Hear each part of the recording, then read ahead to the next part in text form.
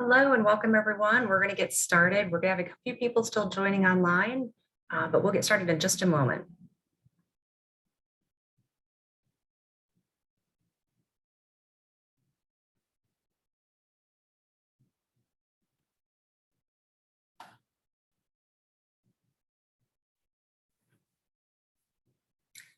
All right, welcome everybody. I'm Liz Bushnell. I'm the Executive Director at Questa Education Foundation. We're so excited to have everyone here with us tonight. We've had COVID, winter weather storms, travel advisories, and despite all of that, we're really excited to still get together online and be able to share some great information and resources with you. So we're recording this webinar so that we can make sure to share this. We had several groups that were going to do watch parties tonight that the weather prevented them from doing so. So we're going to record tonight's session, make sure we can share that with those community groups and they can watch it when they can get back together. But for everybody who's joined us online, we've got a lot of great stuff planned. And really this is targeted toward our high school student audience. We know as you're thinking about what's coming up next, you're trying to figure out what to do after high school. Is it college? Are you pursuing certification? Are you going into the trades? Are you starting your career? There's a lot to plan. And that's why we wanted to put together this webinar in order to share some of the resources that exist in our community, help you get some ideas about college, about careers, and figure out some of the financial aid resources to make all of that possible. So we're going to get started. I want to give you a little look at what we're going to do tonight. First, we're going to start with a quick overview of Questa. Questa is one of those resources that can help you make college possible. So we wanted to give you an overview and explain how it works and be sure to answer any questions that you've got. We're also going to have a lot of introductions to our colleges in the area and a little bit south of us. We have a number of college partners in Northeast Indiana who have tremendous programs. We're so fortunate to have representatives from all of those schools here tonight to share a little bit about what they have to offer. We're also going to take some time to do some career exploration. And there's actually a lot that goes into career exploration, as you've probably figured out. It's a process, but we're going to do some fun activities and then point you in the direction of some great resources to help you take it a step further and figure out what you might want to major in or what you might want to do after you graduate. And then we've got a lot of great resources to share related to financial aid and scholarships and Questa loans and things that can make all of that possible. So we're going to be going through some of those details and sharing a lot of good websites and resources afterward. We've got a grand prize drawing at the end of our webinar for an iPad, but we also have some prize drawings that we're going to intersperse throughout the webinar itself. We've gotten some really cool stuff from our college partners, some t-shirts and cool swag that we've got packaged together, and we'll do some prize drawings periodically. So you've got some opportunities to win some cool stuff. And at the end of the webinar, before we completely wrap up, we're going to have an opportunity for anyone who wants to stay online and do a Questa application with us. You can stay online. We'll do a live demonstration of our Questa app, how you can apply, walk you through it, and answer any questions you might have. So you could actually complete and submit your application tonight if you're ready to do so. Before we go further, though, I want to take a moment just to thank the people who are sponsoring our webinar. Three Rivers Federal Credit Union is a tremendous community organization. They're really dedicated to helping students and families figure out college financing. And so they were generous enough to support our event tonight and to be here to share some of those tips with you live. We've also had a great partnership with the Allen County Public Library and the Friends of the Library, who've made it possible for us to provide really cool resources, helped us to promote the event. And so we're really appreciative of their partnership. So I know it's not quite as much fun to do things on Zoom as it would be if we could be in person, but we want to make this as fun and engaging as we can. So we encourage you to ask questions.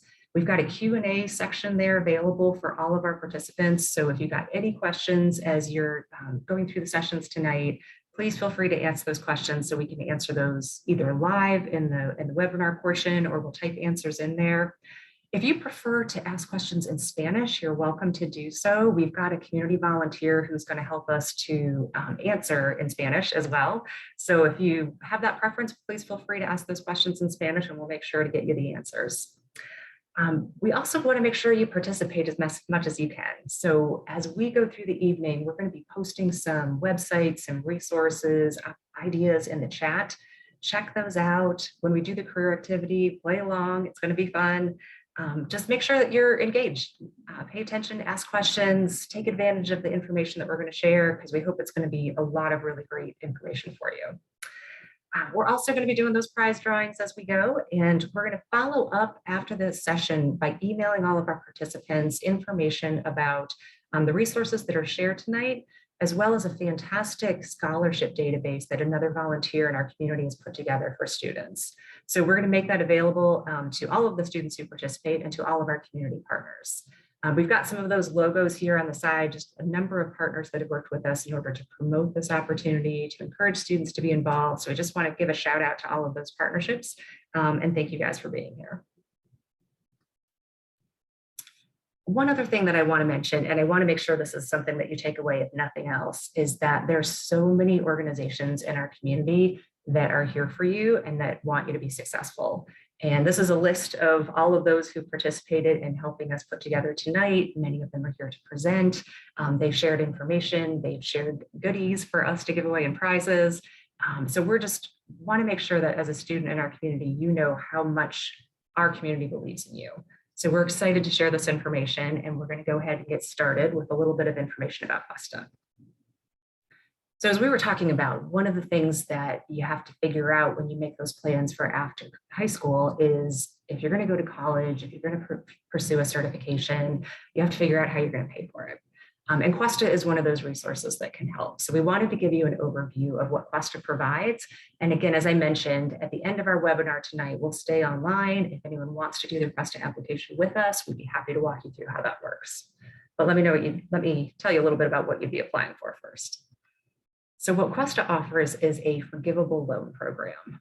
And so it's an opportunity to get funding that can help you pay for a certification, an associate's or a bachelor's degree.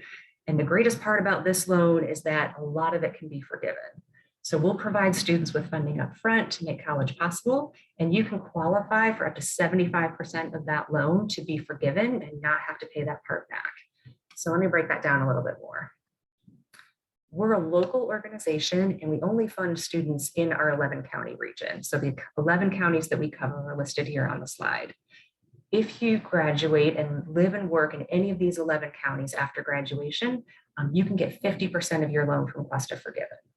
We not only want to help you go to college, but we want you to stay in our area and keep that talent here and be part of our community. And so that's why that 50% is part of our program, where we'll help you fund your education, but also incentivize you to be a part of our community after you graduate.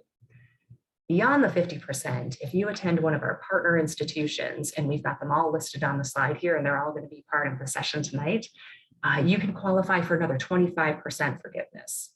So it's a great opportunity for you to pay back very little of that loan and benefit from attending one of these great institutions. So how do you qualify for a Questa Scholars Program? For our traditional scholars program, you need to apply when you're either a senior in high school or you're a college freshman. So for those of you who are seniors right now, you could apply right now. It's open until March 15th, and we'll give you some more details on how to do that. We do look for students who have an academic GPA of a 2.75 or higher, and you can use Questa funding for a certificate, associate's, or a bachelor's degree. So any undergraduate level of college that you want to pursue after high school. You can go to any Indiana college that's accredited, but as I mentioned, those partner institutions is where you qualify for additional debt forgiveness. And then finally, we want your goals to match our goals. So we want candidates to apply who anticipate living and working in the area after they graduate, because that's how you qualify for that maximum debt forgiveness. So how much can we provide to you? For a typical student in our traditional scholars program, if you're pursuing a bachelor's degree, you can get up to $20,000 from Questa, and that usually works out to $5,000 a year for 4 years. If you're going on for an associate's degree or a certificate even, you can get up to $10,000. And again, we kind of use that threshold of a $5,000 loan every year throughout your academic program until you graduate. So just to kind of break down how that loan forgiveness works, if you got that maximum $20,000 Questa loan, you could get 50% forgiven. That's $10,000 forgiven if you live and work in the region for 5 years after graduation. You get another $5,000 forgiven if you graduate from one of our partner institutions. So you'd only have $5,000 left to pay. And everything that you repay as a Questa graduate is what we use to help fund future students. So we're a nonprofit organization. Everything's just paying it forward to future students. So as I mentioned, our application is open now. It's available through March 15th. It's available on our website, and we're going to be sharing some information after the webinar and walk you right through it if you're interested in doing that application now. The Questa team is all here through the webinar tonight. We're going to be having different parts that we talk you through, different sessions. We're all happy to work one-on-one with students, with parents, email, call us. We want to help you, and we want to answer any questions that you might have. So I'm going to go ahead and stop sharing my screen so we can start one of our college session. And I want to take a look really quickly at the Q&A to just make sure that I can answer any questions before I turn it over. The question was if students go to, if the loan forgiveness, do students need to attend colleges that are a partner institution? They actually can go to any college or university in Indiana, but if they go to a partner school, they get extra debt forgiveness. All right, so we're going to turn it over now to Ian from our team, who's going to help introduce our college partners, and you can hear a little bit more about the colleges and universities in our region. Thanks, Liz. So we're just going to give the colleges a chance here, representatives from the college here to introduce themselves and just talk a little about their schools. Liz was ahead of schedule, so we have a little more time for this portion, which we were worried might be a little hectic. So if you could, college representatives, I believe we have everybody here. Keep it brief and just go over one thing your school is known for, one unusual or fun fact about your school, and then if you could add in the chat a website to your institution, that would be great, so that participants can visit that website. So we're going to go in alphabetical order here. So we will start with Taylor Gleason, who is representing Anderson University. Take it away, Taylor.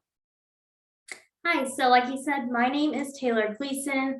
I'm an admissions counselor at Anderson University. We're a private institution near central Indiana. Fun fact about AU, our President John Pistol is the former deputy director of the FBI and the TSA, so he's a pretty cool man to get to know, very kind as well. So yeah. Awesome, thanks, Taylor. I also want to reiterate that if you do have any questions that you would like to ask of these representatives, please feel free to do that in the Q&A. So next up, we have Jesse Harmeyer from Grace College. Yes, good evening, everyone. Yeah, like Ian said, my name is Jesse. I'm a senior admissions counselor here at Grace. Grace is really known for our genuine Christ-centered community that is located in Winona Lake, Indiana, so only about 45-50 minutes drive from Fort Wayne. But a lot of our students are able to graduate in 3 years with their bachelor's degree or 4 years with a bachelor's and master's degree. So a fun fact about us is that a few years ago, our school consumed over 225 pounds of chicken nuggets on Chicken Nugget Day. Thanks, Jesse. That was a great fact. So next up, we have Adriana Holst and Brianna Burkle representing Huntington University. Take it away.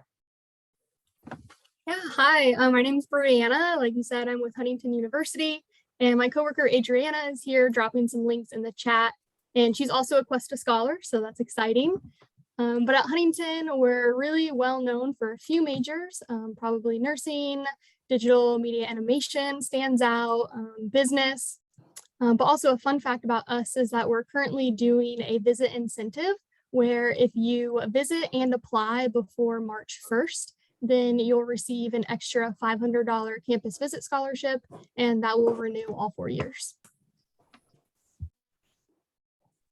Awesome, thank you. Anything you wanted to add to that, Adriana? No, you're sure? You don't want to talk about how great Questa is, being a former Questa scholar? I do love Questa a bunch. It's a great program. Thanks so much, Adriana. All right, next up we have Zach Zumba from Indiana Tech. Hi, everyone. My name is Zach Zumbaugh. I'm the Senior Admissions Counselor at Indiana Tech in Fort Wayne. Indiana Tech is a four-year comprehensive private university just east of downtown. It was founded as an engineering college back in 1930, but today we offer a variety of majors and programs from arts and sciences, computer science, engineering, and business. Indiana Tech is also part of the NAIA and offers almost every major sport besides football and swimming. The university features small class sizes, hands-on learning, and a supportive and invested community to help students find their passions, skills, and a path in college and beyond. And a fun fact, John Puskars, he's a 1959 alum of Indiana Tech. He actually invented the pop-top lid and the screw-off bottle cap. So more information can be found at indianatech.edu. Thanks for your time, and let me know how I can help. All right, thanks so much, Zach. So next up, we have a couple of individuals from IU Fort Wayne. We have Brandon Curry and Lorraine. So go ahead. Hi, I'm Lorraine Anabtawi, and I'm here with Brandon Curry from IU Fort Wayne, as mentioned. So some information about us. We're located, of course, in Fort Wayne, Indiana. We're a health science focused campus. We have a lot of really great programs such as nursing and dental hygiene, and a lot of really great facilities such as a dental clinic and a nursing simulation lab, which is really cool. Student body is around 900 students. We have a lot of really great partnerships with different facilities such as Lutheran and Parkview, which is also very cool. And we have a student life that's really thriving and it's great. And we currently share it with PFW.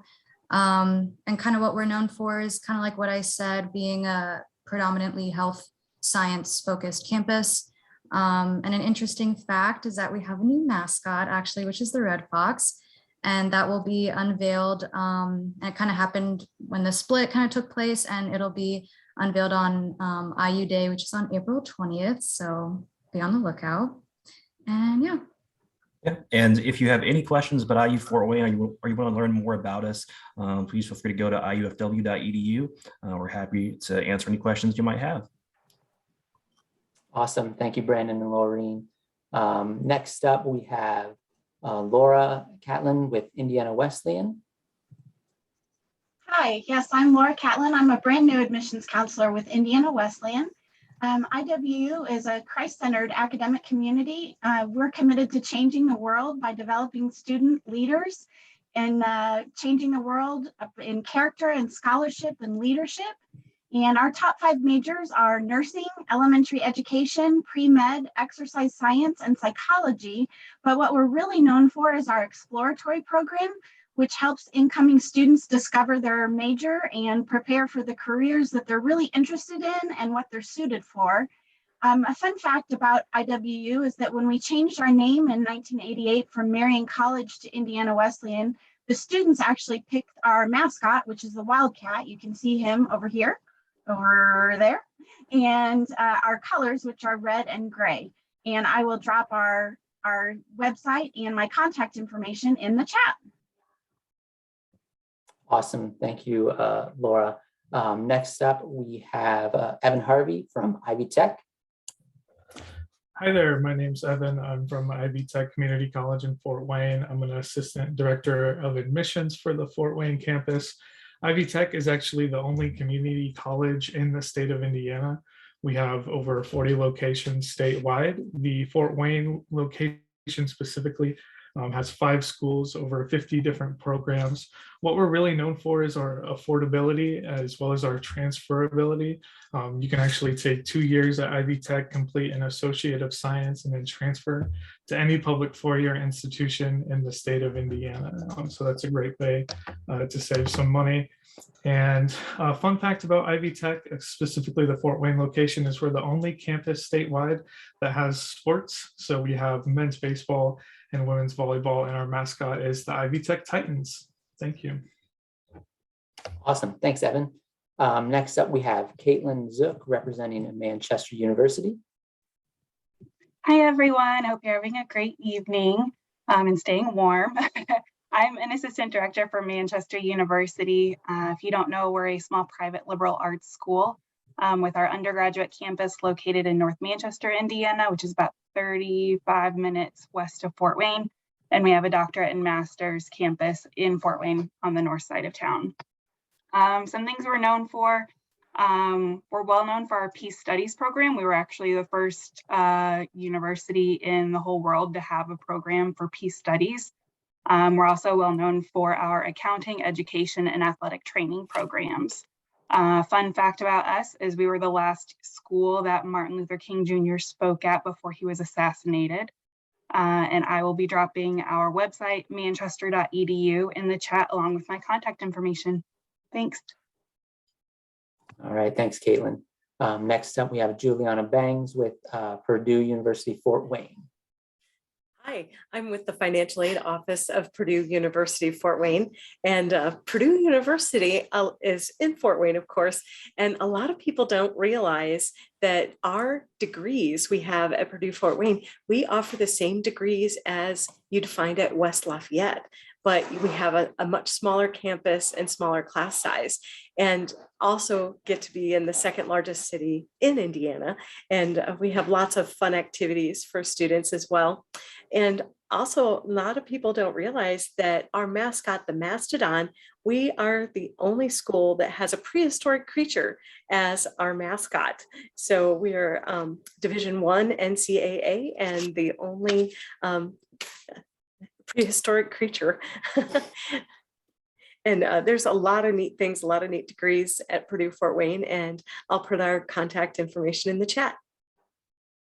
All right, thank you so much, Juliana. Next up, we have Maddie Long from Trine University. Hello, everyone. I'm Maddie Long. I'm the Associate Director at Trine University. What we are most known for is our engineering program. Secondly is probably our health science as well. And then one unusual and unique fact is that we created the dimples on the golf ball. And I will link all of our information down below. Thanks, Maddie. I owe Trine a lot of love because I do enjoy playing golf. And now that I know that they made the dimples on the golf ball help it fly straighter, I really appreciate that. So our last representative from a university here is Erica Rocky, representing St. Francis. Yeah, thank you. I am an admissions counselor at St. Francis. We are located in Fort Wayne, about 1,800 students in our undergraduate student body, so we are on the smaller side. We started as a nursing school, and we are still known for our healthcare fields, including nursing, rad tech, surge tech, but we've expanded to business and more liberal arts side as well. One fact is that we have a mansion on campus that we actually have a murder mystery night in every year, as well as a casino night. And I will drop our contact information in the chat. Thank you. Awesome. Thank you, Erica. And thank you, everyone.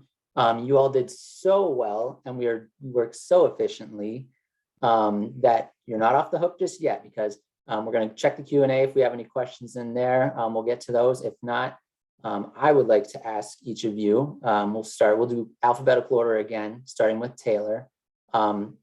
What's the most enjoyable thing in your experience from either attending Anderson or working at Anderson? So I'll turn that over to you, Taylor. So I just want to make sure I have the question right. What was like the most enjoyable thing about working there or attending there? Yeah, just that you found at the school. Yeah, so we're super family oriented. We love relationships and connecting between like professors and students, all staff and faculty member and things like that. So we do a lot of things together because we do want to build those relationships. So even now working there, I enjoy that so much, just really getting to build those relationships that way and make lifelong friends. Awesome. Thank you, Taylor. So it looks like we do have a question in the Q&A here.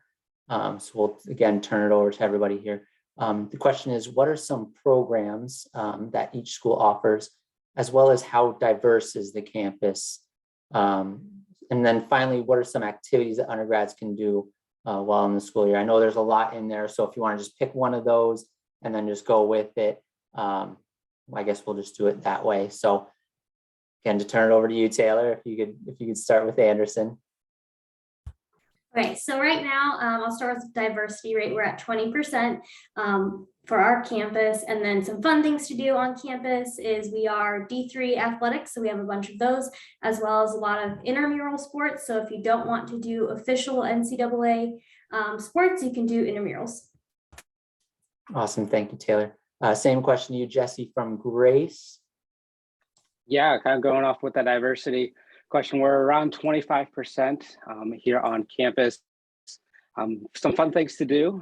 We do have 18 varsity athletic sports, Division I in the NAIA, but then also intramurals, club sports, and then we're a 5-minute walk from a recreational lake. So you're definitely able to get out there and go tubing and skiing, canoeing, kayaking, and all just the fun recreational aspects. Awesome. Thanks. Adriana and Brianna from Huntington. Either one of you can take that one. Yeah, I'll jump in on this one. Starting off with diversity, we're at 18%. And as far as like things you can get involved in, there are a ton. We have over 70 different clubs and organizations, anything from a dance crew to a horticulture club and everything in between. And my favorite thing about HU is our biggest tradition is something called Olympiad. So it's campus Olympics, and you play games like synchronized swimming and euchre and just dance and everything in between. So that's just a little bit about some of the things I love. Awesome. Thanks, Adriana. Zach from Indiana Tech. Sure. For as small as campus is, very diverse. We get students from all over the country. 12% of the student population is actually international. So we appreciate the diversity on campus. As far as things to get involved in, there are clubs and organizations all over the place. There's intramural sports. Students can actually come to campus and start clubs as well. In my experience, it's easier to go about the process if you continue to do things that you're already passionate about. So we try to allow for that as well. Thanks, Zach. Brandon or Laureen, whichever one of you would like to take that question, feel free. Yeah, thank you. So IU Fort Wayne is a very welcoming campus to everyone, and we have a 25% diversity population. And there's a lot of things to do on campus, not to steal anything from our partners over at PFW, but anything that you can do as a PFW student, you can do as an IU Fort Wayne student. And so that includes all the different clubs, organizations, which there are over 80 clubs and organizations. And we're right in the heart of Fort Wayne, so there's always tons of things to do off campus too. So if you're thinking about doing something in the health sciences, IU Fort Wayne could be a great place for you. Anything to add, Laureen? I think he covered all of it. Awesome. Thanks. Thank you. Next up, Laura with Indiana Wesleyan. Yeah, I'm new to the position and fairly new to the university, but my favorite thing about the university is the community, the sense of community that's there. We have over 90 different countries represented on campus, so there's a lot of diversity that way. If you happen to be a boy, we're 60% girls, so there's lots more girls on campus than boys, which is really typical for small universities. Lots to do on campus. We're NAIA, so we have lots of different sports, lots of intramurals going on campus, lots of different activities in terms of small groups, Bible studies, clubs, activities, Black Student Union, lots of different activities and things you can be involved with that way. That all just lots of hangouts and different things, people everywhere on campus being involved in different things, which is a lot of fun. Marion, the city we're in, is a small city, and the university is really kind of central to the community. So a lot of community involvement and people coming into the university, which is kind of fun. So it's not just the campus itself, but the community coming into the campus, which is kind of a fun dynamic in the city. So that's kind of an interesting dynamic for the city. We enjoy that being central to the whole city. So that's kind of fun dynamic. We our rec center, where we have a rock climbing wall and our pool and gyms and racquetball is a fun part of the community as well. Awesome. Thanks, Laura. So let me just ask the question again. How diverse is the campus? And then what are some activities that the undergrads can do while in school year? So I'll turn that over to Evan from Ivy Tech now. Yeah, as a community college, we have a very diverse population. We have a decent international population of students as well. And as a community college, we also have a lot of age diversity as well. A lot of students in a lot of different walks of life. So that definitely brings a lot of different people together who are trying to, better their futures. And that's kind of leads to my favorite part about Ivy Tech is that everyone is from a different walk of life and they're trying to either complete a credential or a degree that's going to set themselves up for something great in the future. And in terms of activities, we have our Office of Student Life, something they do every Wednesday. It's called Wow Wednesday. They'll provide like coffee or treats for all the students in the Student Life Center. So the vibes are immaculate on Wednesdays. The students really appreciate those treats. Like I said, we also have athletics. We have a workout facility on our campus as well for all students. Awesome. Thanks, Evan. And then Caitlin from Manchester. Yeah, currently we are at about 26% diversity on campus and about 3% international students. So I also, in conjunction with being assistant director, I'm also our international recruiter. So I'm working really hard to try to build that up a little bit. COVID has not made that very easy, but we're still working at it. As far as activities, similarly to almost every other school here, we have like a little over 60 clubs and organizations on campus. Something neat, we do have an involvement fair at the beginning of every semester where every club and organization has a table set up. Every on-campus jobs in the community have a table set up where students are welcome to come hang out, get lots of free t-shirts and stuff and kind of see what's available and what they might want to participate in while on campus. Awesome. Thanks, Caitlin. And then Juliana from Purdue University, Fort Wayne. Hi, yeah, with our diversity statistics, we're at 24.7 domestic student diversity, 2.5 international student diversity, and our faculty is 17.7 diverse by race. And even our staff is 14.9% diverse. And I think that speaks a lot because we have a sign on campus that says how many miles to China and how many miles to, and we have about 15 countries represented by our students' faces in Fort Wayne. And I think it's very diverse. We have some really great activities on campus. Since I've been at Purdue Fort Wayne, one of my favorite things is Thanks Student Giving. So it's something we do at Thanksgiving and we thank the students, and the students post notes of what they are thankful for during a Thanksgiving meal that we provide for our students. And I think that's really neat. And with COVID, we had to make a lot of adjustments for activities, but we still wanted to have a lot of fun. And my favorite thing we did during COVID was a zip line across campus. And even some of our faculty and staff joined on the zip line and zipped from one building to another. And we were like, Spider-Man. It was a hoot. I thought it was tons of fun. So Purdue Fort Wayne is a riot. Gotta not get too distracted by all the fun stuff and do some studies too. All right, thanks, Juliana. Maddie with Trine University. Yes, so we have an 18% diverse population on our campus. And then a really fun thing that we do on campus is celebrate almost every national food holiday there is. So if it's National Brownie Day, there'll be free brownies in our university center for all of our students. Thanks, Maddie. And then Erica from St. Francis. Thank you. We have about a 15% diverse population here at St. Francis. A couple fun events that we have throughout the year or throughout the weeks. We have trivia nights and open mic nights throughout the week. We also have a small lake on campus, so students are allowed to fish and kayak. There are snapping turtles though, so you can't swim. And then like most of the schools here, we are we do have collegiate sports, so NAIA division as well as intramurals. Awesome. Thank you, Erica. And thank you to all of our college representatives. I'm going to turn it back over to Liz because we got a prize drawing. I know that's what everybody's here for. So Liz, take it away. Great, thank you. I appreciate all of the information that our college representatives shared. There was a couple of other questions in the submitted through Q&A, and because we're going to move on to a prize drawing, which is awesome, and some career exploration activities, I'm going to ask our college representatives if in the chat you could answer some of the questions we didn't get to. And those include sharing a couple of the top academic programs that you offer on your campus.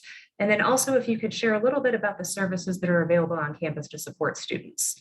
So I'm going to let our college reps jump into the chat and share that information about what's available at each of their campuses.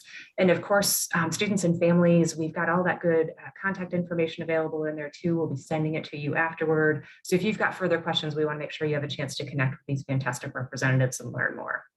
So with that said, let's get to some prizes. I am going to share my screen so I can show you what we have to offer once I get that up.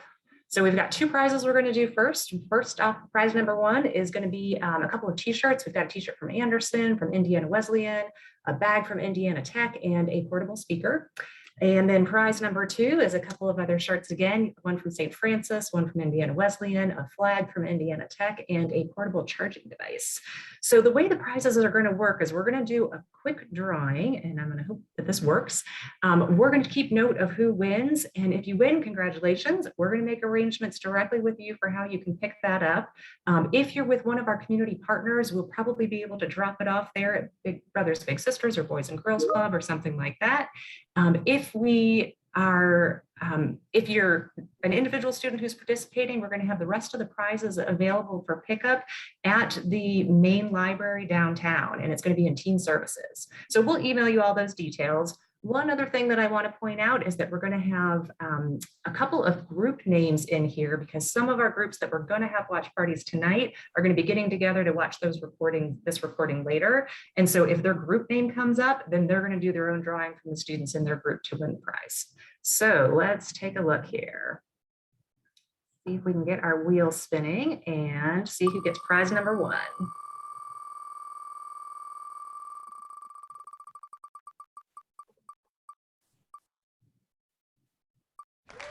All right, City Life Center. So that's one of our group participants. So we're going to get a student drawn from the City Life Center group who's going to win prize number one. And then prize number two.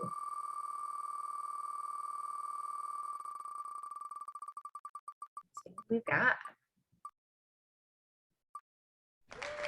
All right, Boys and Girls Club. So another one of our community partners. So one of the students at Boys and Girls Club will win prize number two. Okay, so we're going to continue interspersing some prizes, so more chances to win. But now we want to turn it over to our panelists who are joining us to help share some ideas about career exploration. So first, we're going to start off with Joe and Joyce from Ivy Tech and Meg from PFW, who are going to share some quick career activities just to have a little bit of fun. So I'll turn it over to you guys.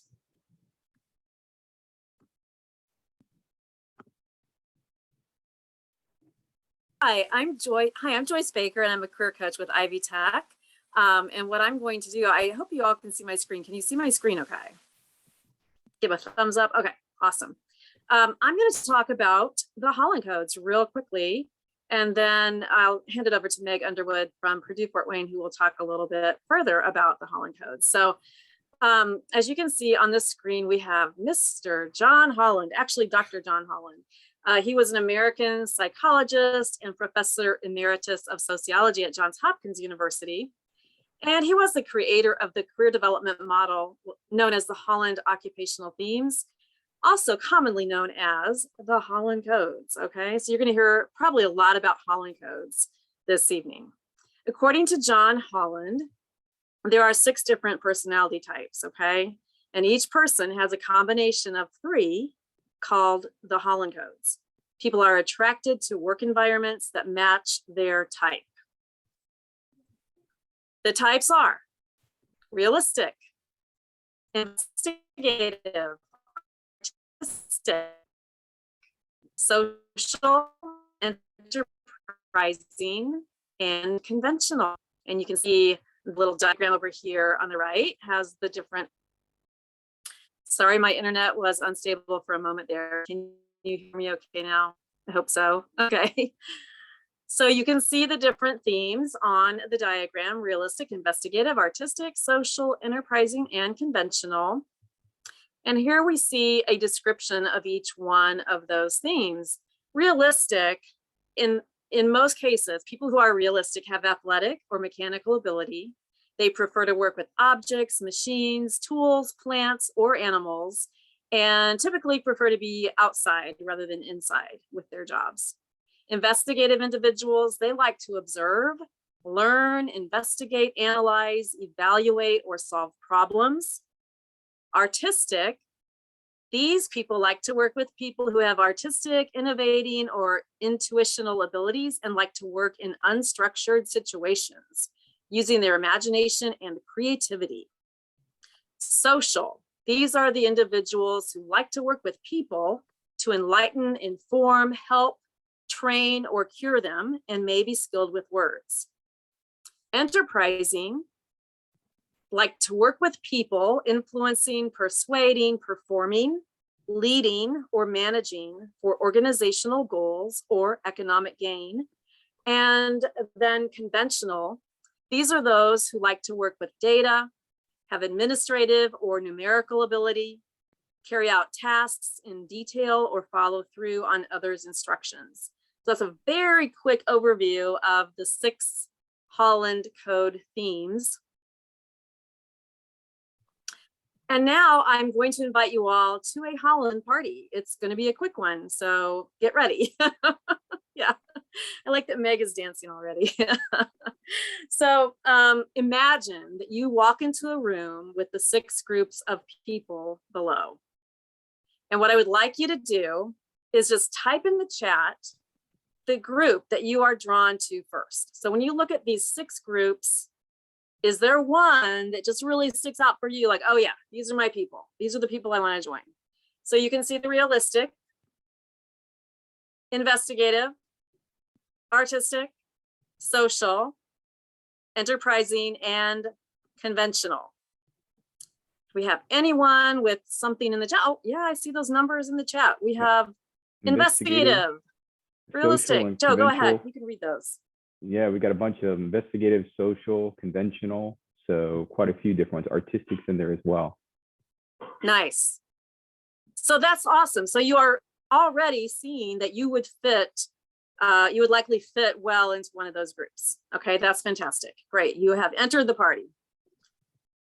Next, I would like you to name some careers that people in your group might enjoy, okay, or might have.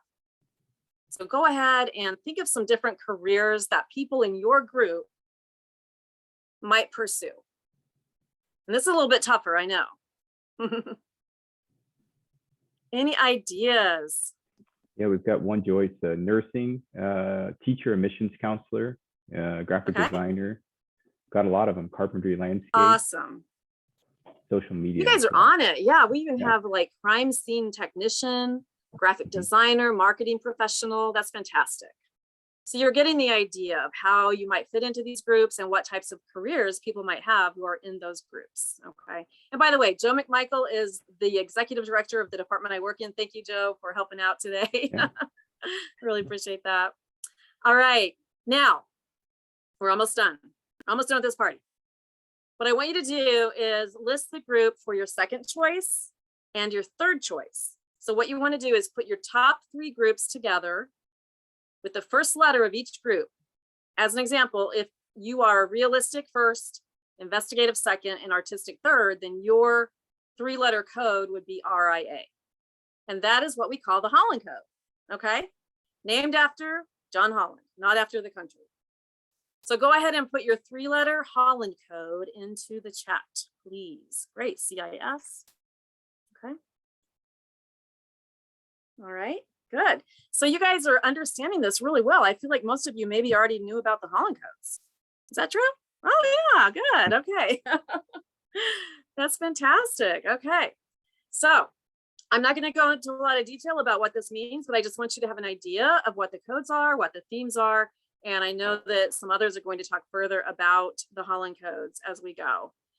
Real quick, what did you learn about yourself? Did anybody learn something new? Make a discovery about themselves? Anybody? Just from looking at the different themes? I will say this real quick. When I look at those themes, I'm really drawn to social because I really like to help people, but I'm also artistic and I'm investigative. So I like to learn and I'm creative. And for me, that really helps with my job. So it really puts me in a place where I feel like I belong. And Erin says, I learned I'm doing exactly what I should be doing. That's fantastic, Erin. That's great. I love it when you get confirmation. All right, so that is the Holland Party. I will let you know that I'm available for career coaching. If anyone wants to dig further, I'm very happy to meet with anyone. We're a community college at Ivy Tech, and so we meet with the community. So reach out to me, don't hesitate, okay? My email address is on the screen, jbaker86@ivytech.edu. And I'm gonna turn it over now to Meg, who's gonna take you on a Holland dating extravaganza. All right, here we go. Thanks, Meg. Thanks, I'll quit Joyce. sharing. Okay, I hope you right. were paying attention because now we're gonna have a quiz on Kahoot. So I hope, and there will be prizes for the winners. We can have up to 2,000 people playing. So all my panelists here with me, I challenge you to play too, if you're interested. So if you could please, hopefully this will work, go to kahoot.it and type in the game pin 9415608.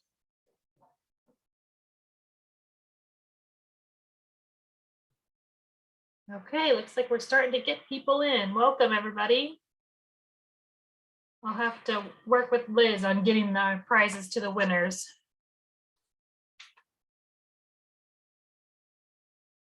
So again, you just go to www.kahoot.it and then type in this pin.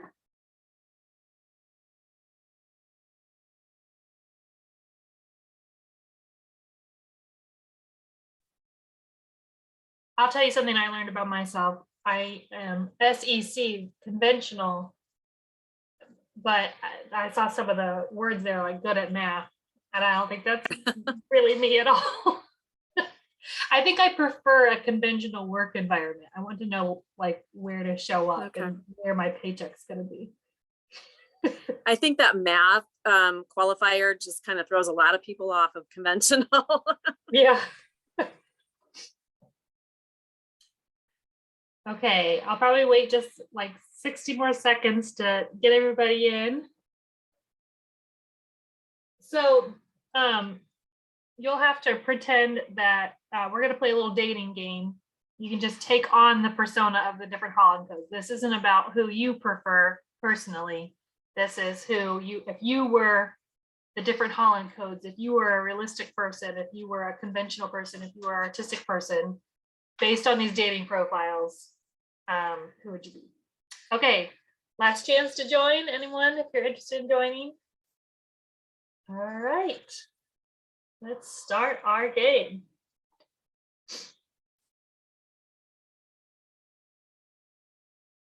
All right, let's see how well you know the codes.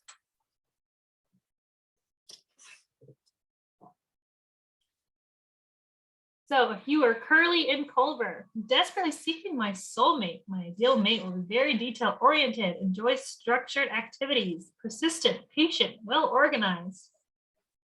They will try not to change me as I have no intention of changing for anybody.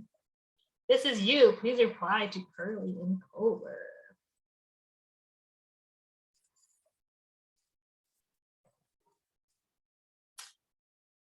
And conventional is the right answer. Congratulations to our top 14 people. There's our 5 on the leaderboards.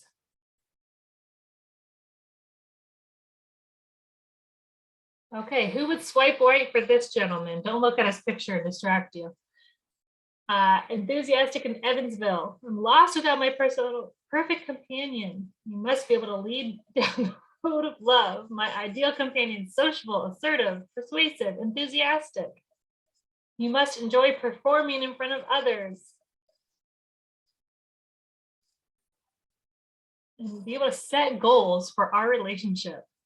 Who would like to have that conversation with Channing Tatum? Enterprising, so people who are out there performing, and that setting goals part you can imagine with a lot of business careers is the enterprising one. Oh, we got some movement. Okay, here we go again. Sammy in South Bend. Where is my love? I'm looking for a person who loves to be connected with people, who must enjoy helping others, friendly, outgoing, empathetic, cooperative. Maybe some of those nurses, hint, hint. You must also be patient and idealistic about the world. If this is you, please respond to Sammy in South Bend.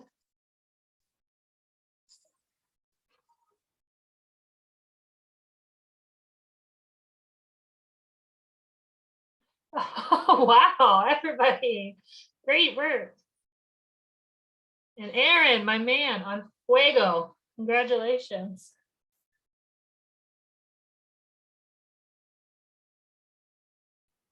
Anna from Auburn, are you willing to go with the flow and take our relationship where it wants to go? I'm creative, hint, hint, independent, intuitive, imaginative, uncomplicated, emotional, open-minded, impulsive.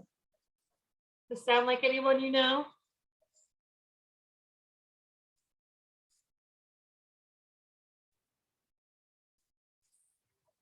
Anna from Auburn is? Wow, we are really doing well here with our answers.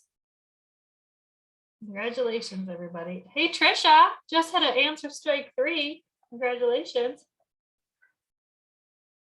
All right, here we go again. Inquisitive in Indianapolis. I need someone to help me figure out the chemistry of love. Do you like to figure out how things work and discover the answers to problems? Are you inquisitive, independent, scholarly, introspective? Do you enjoy working with numbers in science? Please respond to inquisitive in Indianapolis. My husband got this one in 3 seconds. This was his first right answer. Oh, that was an easy one. Inquisitive, investigative. Those are some good keywords. All right. One of our last ones, running away in Richmond. I love hands-on activities. I'm looking for someone to join me. Active, I love being outdoors, but I also want quiet times by myself. Someone who's just like me, stable, curious, persistent, practical, independent.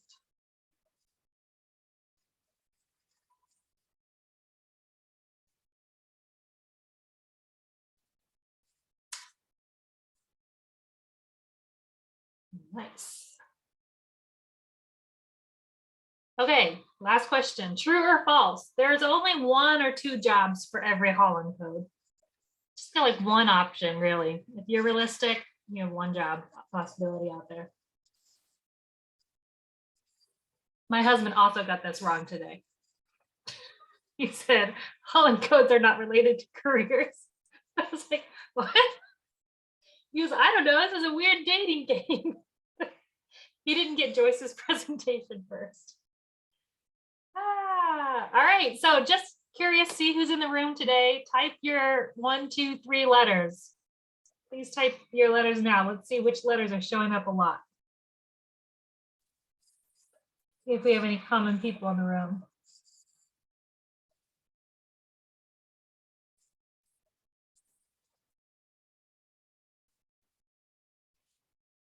And I liked this graphic here because we can kind of see some of the maybe industries or areas. Some of those are common majors. Some of them are also just industries to go into. So as you're exploring your different areas, these might be good things to major in, minor in, pursue. And remember, just because the school doesn't have convergent media doesn't mean you can't study something similar at your school. Okay, let's see who's in the room. Oh, I skipped it. I'm sorry. I didn't mean to do that. Well, that's okay. Congratulations, Joe. Congratulations, Laura. And congratulations, Aaron. I would like to thank the Academy for their support. Congratulations. I appreciate everybody playing. And let me write this down before I skip it. Aaron, Laura, and Joseph, if you could please either share with me or Liz Bushnell, your email, I'll follow up with you to get your prize to you. Hey, fantastic. Thank you so much. Thank you. Let me stop share. Great. Well, that was fun. Thanks for playing along. That was I'm sorry. fantastic game. Can I say one thing? Yeah. I thought I had a slide in there. So this is just to get you thinking about what major careers or industries you might be interested in. And what's cool is we all have 2 or 3 Holland codes. So if you keep getting the career accountant and you don't want to be an accountant, guess what? You don't have to be. That's okay. Like my number 1 career is teacher or counselor. And my number 3, no matter what job I take, is flight control, like the person at the airport doing this. And this would be the worst possible job for me because I would have to be on the ground when all these planes would be taking off, going somewhere cool. And I would just have to stay home. And also I would get distracted and be like, hey, look at that bird. And I'd be like, oh, I know nothing. So if you are not happy with your Holland Code exact job title, Joyce and Joe and I really wanted to stress that this is just supposed to point you in a couple ideas or something to explore. And, you know, I'm 34 and 35 and I'm in my 8th job. So things will work out for you at any of these awesome institutions you choose. Perfect. Thank you so much, Joe, Joyce, and Meg. We really appreciate you guys leading us through a couple of games to get to know the Holland Code a little bit better. And it's a perfect way for us to segue into a great career resource that we wanted to share with you. And just as Meg was saying, these are some light, kind of fun, goofy ways to get started in career exploration. But the important part is to figure out a little bit more about yourself, what you enjoy, and help you start just exploring what are some of the possibilities. So I want to introduce you to Sarah Garrison from Junior Achievement, who's going to share a great resource that Junior Achievement has online available to all of the students in our area to take the Holland Code a step further. You can do an activity on the website to find out your code and also explore careers with it. So Sarah, if you could introduce us to that, that would be fantastic. Sure, I'm going to go ahead and share my screen here. Oops, here, get that out of the way.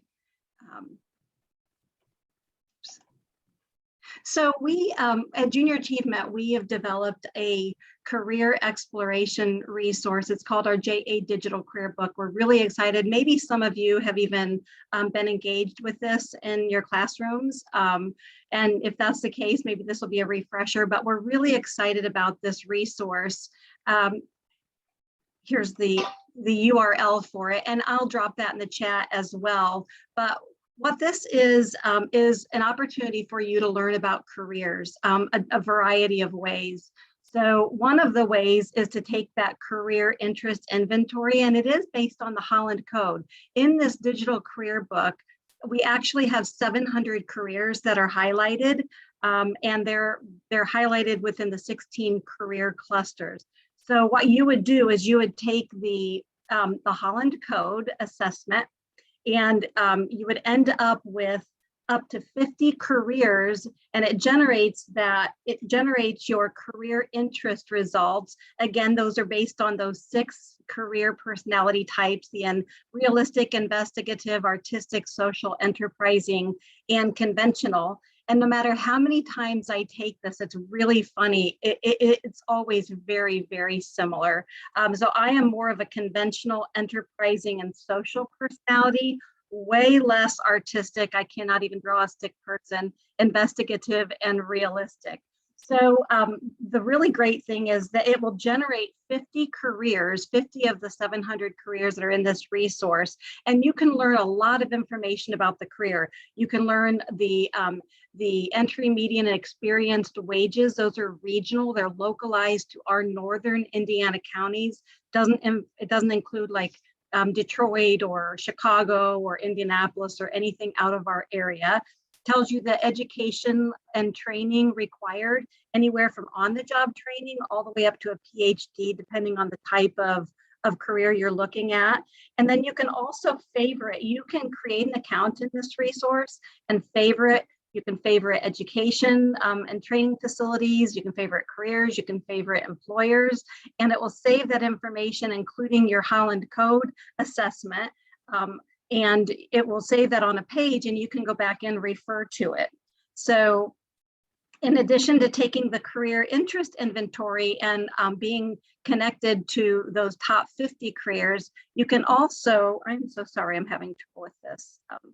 You can also explore by just typing in a career to explore by a specific career, or the 16 career clusters. So these are all of 700 careers are aligned to a specific career cluster. It might be agriculture, food, natural resources, construction, architecture and construction, arts, AV, IT, finance, manufacturing, etc. So there's each one of those 700 careers is in one of the 16 career clusters. So if you were interested in a specific career, you would click on that career, and quite a bit of information would be generated for you. It would tell you what that career does, the work expectations on the job, like the top 3 tasks. So if you looked at those 3 tasks and you decided that was not something you wanted to do, then you probably wouldn't be interested in that career. Most of the 700 careers also have a brief video. They list the different skills, the knowledge, the ability, the personality, and the technology requirements. So you can go a little bit deeper into finding out if that's really something that you want to investigate.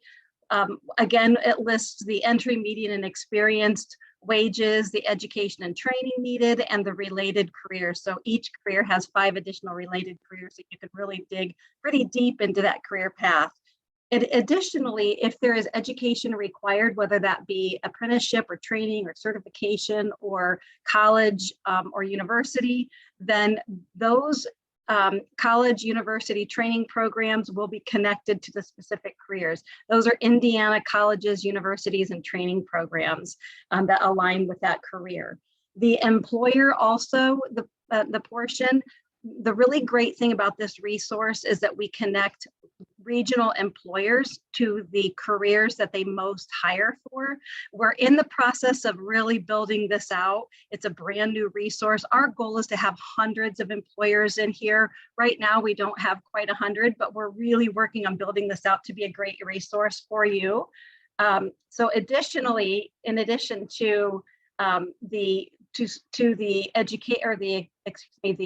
Career Explorer, you can investigate all of the Indiana colleges, universities, and training programs as well. You can find out, we link to the website, find out how much their tuition and room and board is, if it's applicable.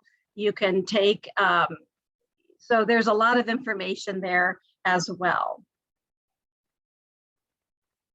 Additionally, there's some ways for you to learn about different grants, scholarships, what are loans, those deferred loans, et cetera, and scholarship opportunities, and also employers who will help you pay for schooling. So there are a lot of employers out there who will help pay your tuition in full or partial tuition for you, and you don't even always have to be pursuing a degree that you would use at their place of employment. They just want to help you to advance your interests.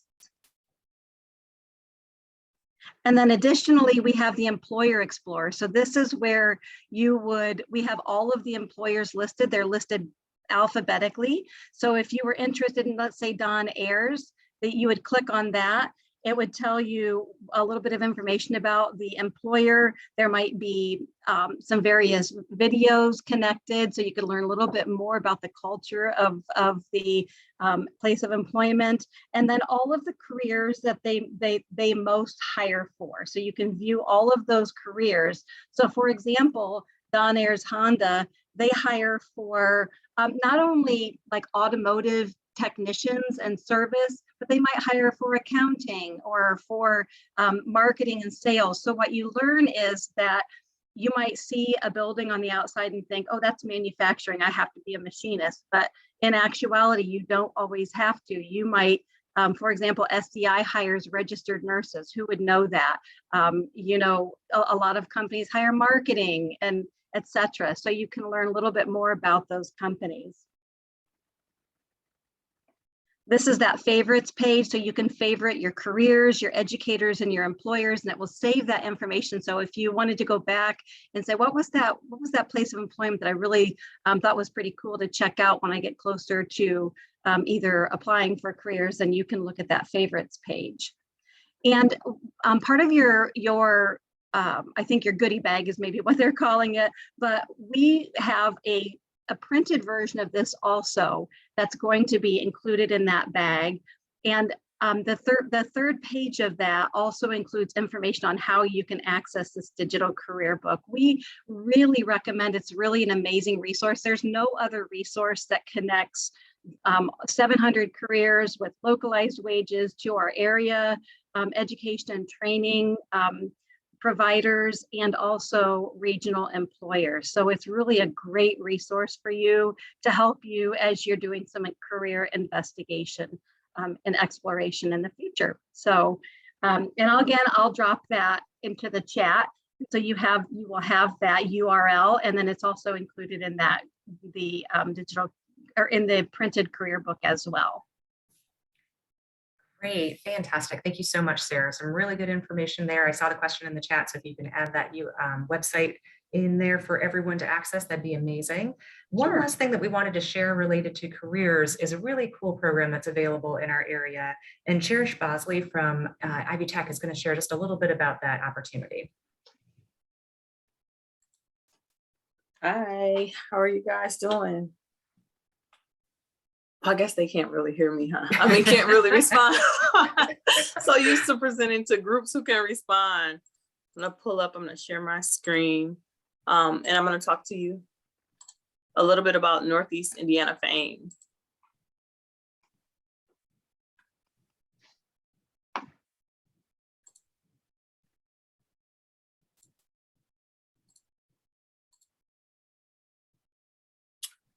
So Ivy Tech and Northeast Indiana Fame is a program where students can apply to be a part of this program, and they can earn their degree all while working.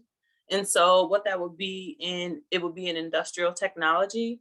And so students, you attend school part-time and then you work part-time. And so you get, you'll be taking courses, it'll be 13 credit hours your first semester, and then you'll work in the afternoon. So you may attend school from 8 to 11:50 the first weeks, and then after that you'll apply. Well, prior to that, you apply to get into jobs. So with various companies, and then in the afternoons you may work. So on Mondays and Tuesdays you'll be in class with your Ivy Tech instructors, and then you have on-the-job training in the afternoons, which those are typically scheduled on Wednesdays, Thursdays, and Fridays. With that, your employer covers the cost of your tuition. So you come out and that helps you with that cost. So you typically can come out of classes and not have any debt owed. And so we have listed here on first semester what you would be taking, and that would be keys to manufacturing, basic electricity, mechanical, electrical, and then you also take your student success. And it's a cohort course classes. So the students that you come into the program with, you continue on with the program for those 2 years that you're doing it. You continue on for that full time. And so you kind of build a family, and you kind of learn about, and you have some great friends. And so next year, right now, this will be our second year. And so we have students that have applied and that have been accepted. And so we're working them through the process. And so we'll take another cohort next year. And then during the summer, so it'll be a total of 5 semesters. And then you'll have that associate's degree in industrial technology with doing this program. Unfortunately, the website is down right now. I can take you where you can apply to it, but the website is under construction right now. So let me pull this one up.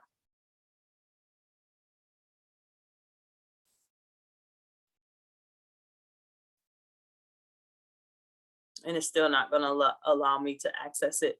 but I have a pamphlet that I will be sending out with all of this information, and it talks a little bit more about the program as well. And it gives you the specific instructions on how to apply and how you apply your senior year, and what credentials you need, and then what information and what all employers that are affiliated with this program.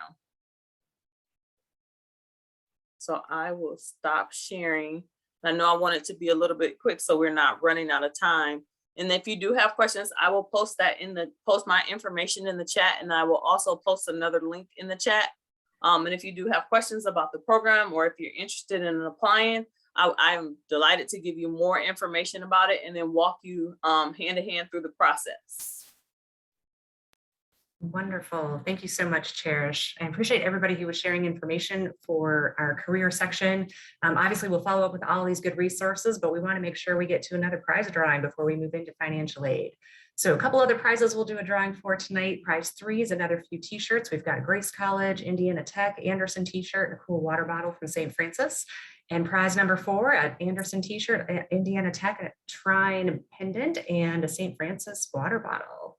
So let me see who our winners are. All right, so for prize 3,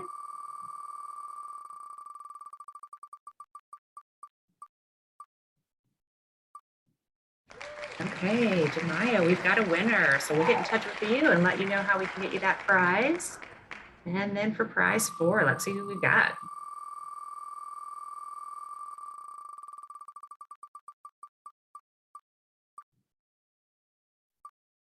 Oh, another Boys and Girls Club winner. Perfect. All right. Great. Well, we're going to turn it over to Jana, who from Questa, who's going to facilitate some really great information to share additional ideas and resources about financial aid and opportunities to help you pay for college, for all of these cool opportunities that we've been talking about this evening. So Jana, I'll let you lead. All right.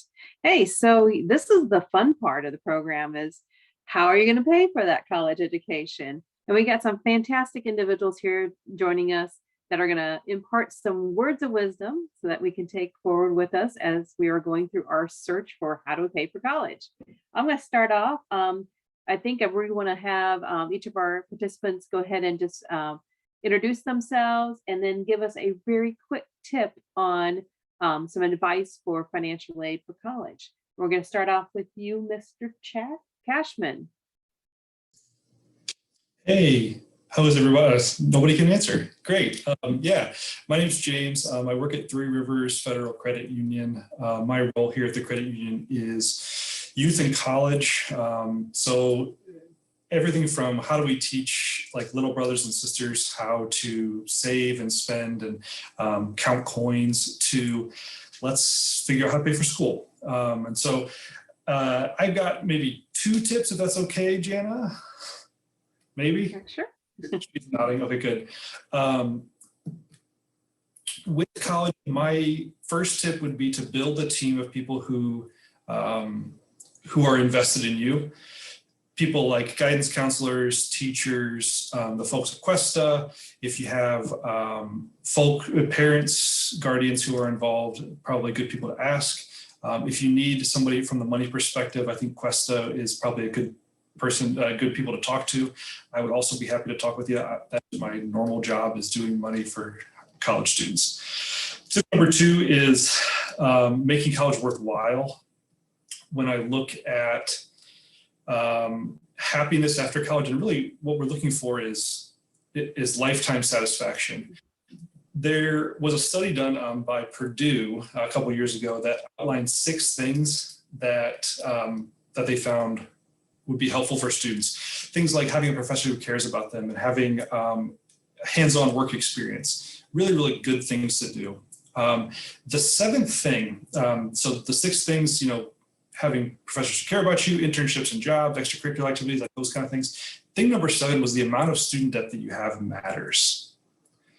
As we get to graduation, more student debt typically hinders happiness in other areas of life. Physical wellness and social wellness and emotional wellness is hindered by student loan debt. So sorting through how much debt is appropriate for you, it's a very individualized choice. There's not a right or wrong answer, but there is definitely amount that will negatively impact you. And really, the role of this team that I would encourage you to build is going to be to help you lower that student debt amount and maximize your career and college potential, your choices that you have going forward. All right, fantastic. Thank you so much, James. All right, up next, I have Rachel McHenry with InvestEd. All right, thanks everyone for being here. I'm Rachel with InvestEd. We are a non-for-profit organization based here in Indiana, and we provide free help with the entire post-secondary education planning process, specifically looking at how to find and apply for financial aid, and then the FAFSA form. So no matter what program you're going into, if you're thinking a technical or trade school, all the way up to, 4 or 8 year degree, we're gonna help you find scholarships, find financial aid, connect you into some good resources, and then file the FAFSA form.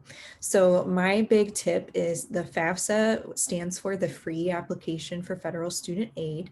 It is a really good starting place for applying for financial aid. Almost all these colleges, I'm sure, will tell you they would require or at least prefer to have a FAFSA on file with your financial aid.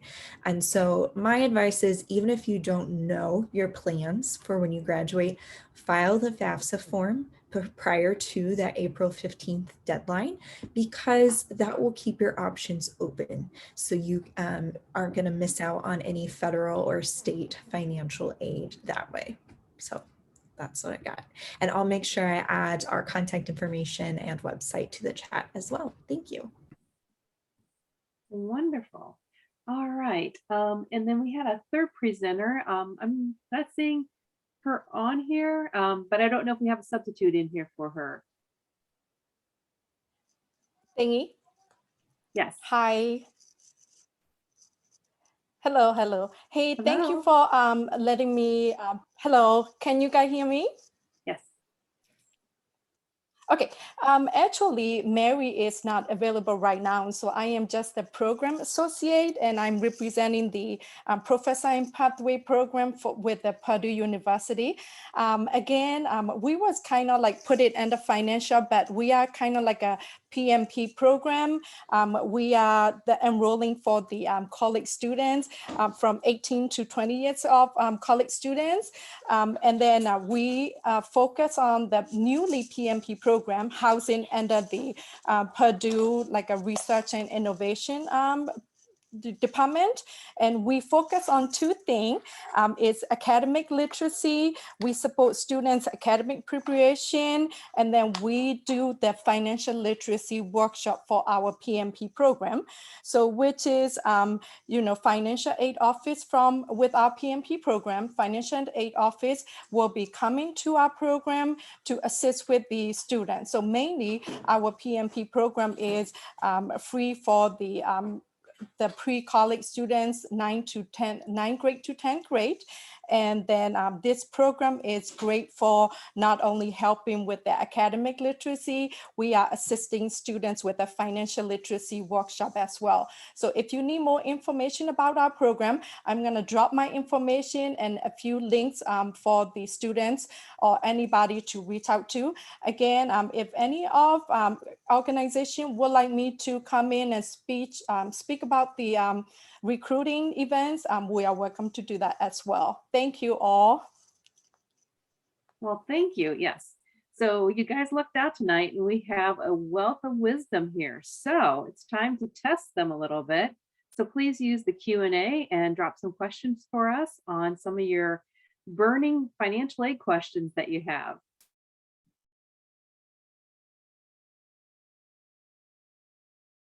All right, I'm not seeing any.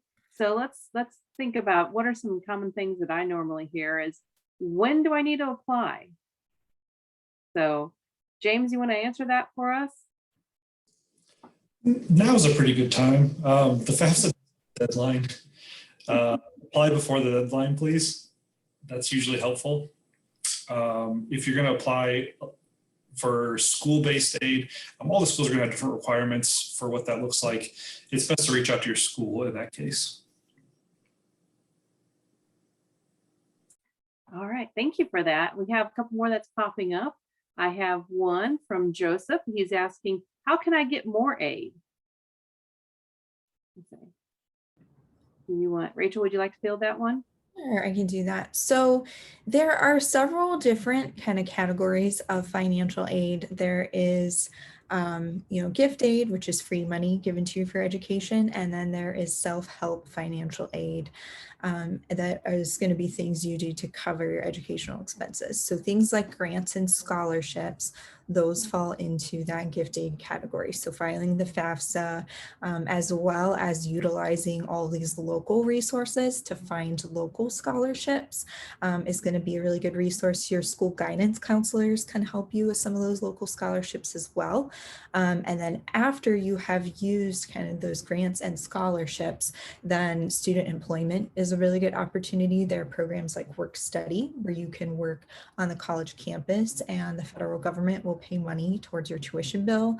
There are also, sometimes internships that can help. There are different savings plans that you can look into, like a 529, which is specifically for educational purposes.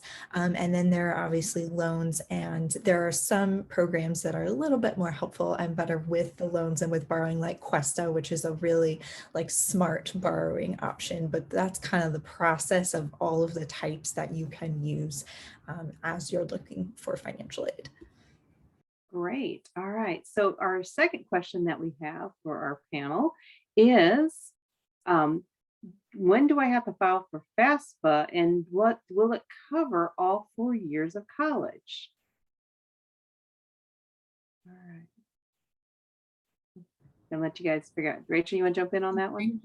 So you're going to file the FAFSA starting your senior year of high school, and you will file it every single year that you're going to be in college. You'll actually use the same username and password for each of those years. The FAFSA form opens October 1st of every single year, and you have until April 15th in the state of Indiana. However, a lot of colleges or universities may set earlier deadlines. They may have a priority deadline for their financial aid. So you do just want to keep track of those deadlines as well to make sure that you have that form completed on time each year. All right. Any more questions? If I can, Jen, I'd like to add maybe one thing. Absolutely. Please go ahead. So more aid for everybody who's not a high school senior. GPA and SAT, ACT scores are one of the biggest ways that schools will calculate your academic scholarships. If you can boost those scores, your SAT, ACT, GPA, in time for the application process for your school, you will be significantly better off. So retake tests and ask for extra credit and do everything you can to really maximize GPA on that front. Fantastic. All right, those are some great tips. Another tip that I always like to share with students as we're talking is scholarships. Let's not forget about those. They can play a big part in your financial aid package. And those scholarships many times can be found in your high school guidance office, as well as your college campus. Once you apply to that particular college and you know that that's probably your first choice that you're going to, they usually have a separate page that talks about scholarship offerings that they have. Some of them may take a little extra work on your part. Other ones could be pretty quick for you to do. But definitely what I like to say is it does pay to go after as many scholarships as you possibly can find. We also have another great resource here in Allen County with our community foundation. I definitely would recommend everyone going out there. They have scholarship opportunities available based upon maybe your degree that you're going for, the school that you're going to attend, or the school that you attended for high school. Definitely a great resource. So we always say, go for those scholarships, because if you can get that free money, that's going to help you fill up that financial aid package and fill it out nicely. Then we can come in and help And Questa can help you with what we call the financial gap, because that's one of the things that we like to do. As we went through the program earlier today, we mentioned, that our program usually gives out $5,000 a year. And as you're looking at your cost of attendance, you're going to figure out that, $5,000 is a nice piece of that puzzle, but it may not be the whole piece. So that's where all the resources through both the colleges as well as scholarships and Questa, we all come together and we can help you out with paying for that cost of an education. All right, I don't see any more in our Q&A, so I think we're just going to wrap up this portion of our session. I'm going to turn it back over to Liz. Great. Thank you so much, Jana, and all of our financial aid experts. One thing that I want to do before we get to our grand prize drawing, we have a couple of small prizes again to give away, then our grand prize. But if we just can share 1 or 2 minutes with our friends from Latinos Count, Steve Corona or Aaron, if you want to hop in and share a little bit about the scholarship resources, just as Jana was talking about. I know Latinos Count has some amazing resources for students in our community. So if you don't mind to share a couple of those real quick, and then we'll get to our prizes.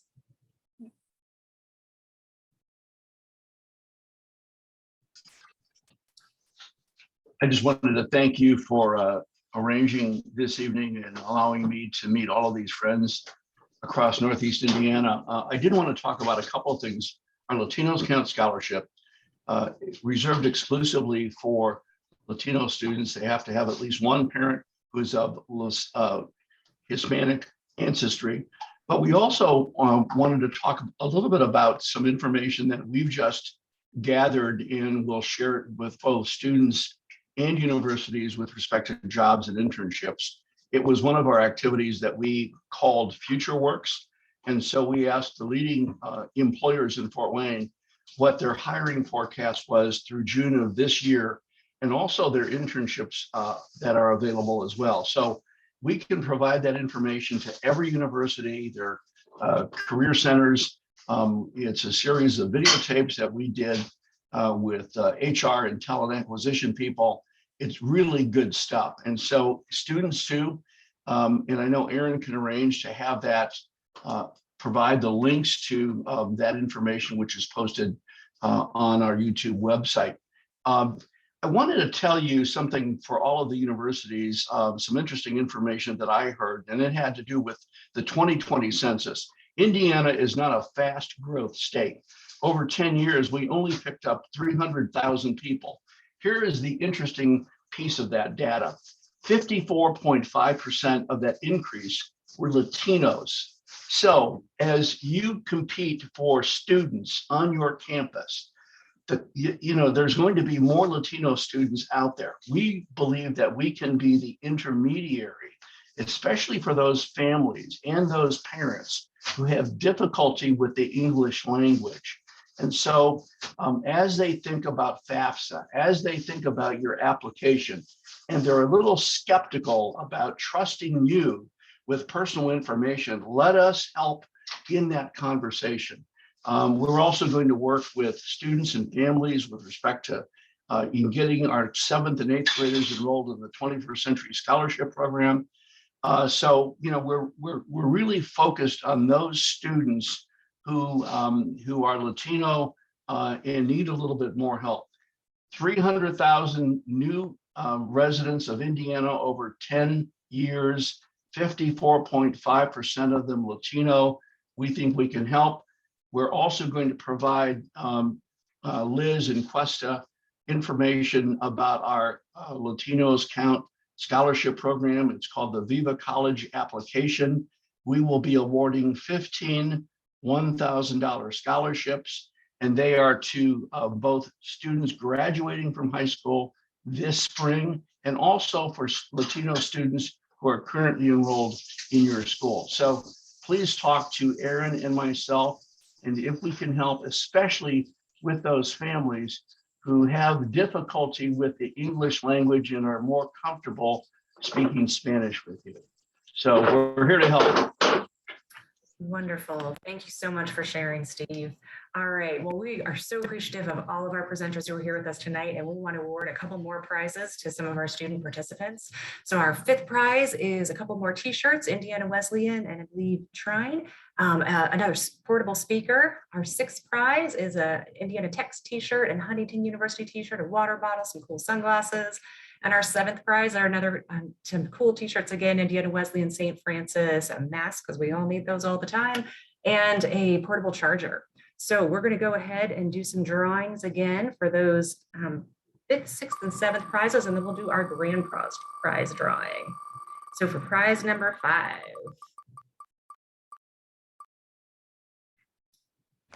Okay, we're going to have another one of our friends at the Boys and Girls Club who's going to win that prize. That'll be fantastic. For prize number 6,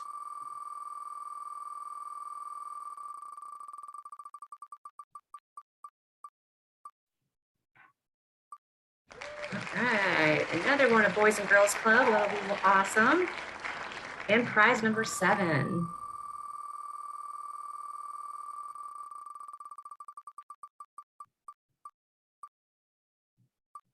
Great. One of our students at the City Life Center.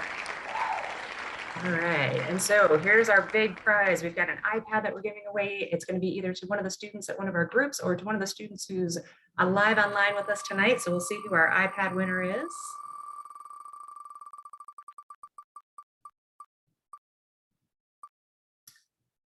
All right, it looks like we've got another one of our winners from City Life Center. So we are really excited to be able to award that.